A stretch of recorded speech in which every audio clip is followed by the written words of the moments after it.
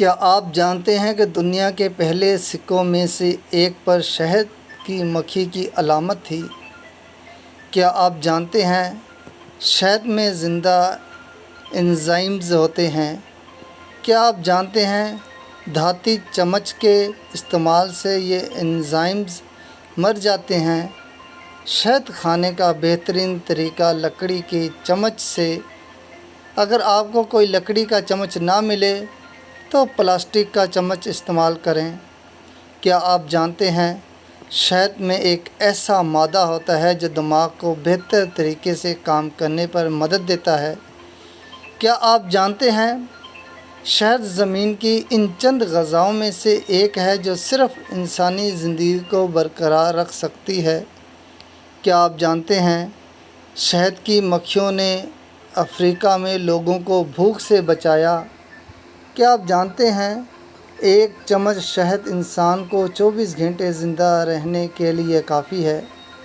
کیا آپ جانتے ہیں شہد کی مکھیوں کے ذریعے تیار کردہ پروپلس سب سے طاقتور قدرتی اینٹی بائیوٹکس میں سے ایک ہے؟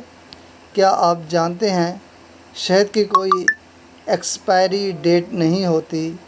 کیا آپ جانتے ہیں دنیا کی عظیم ترین شہنشاہوں کی لاشوں کو سونے کے تابوتوں میں دفن کیا جاتا تھا، پھر شہد میں ڈھانپ دیا جاتا تھا تاکہ زوال کو روکا جا سکے؟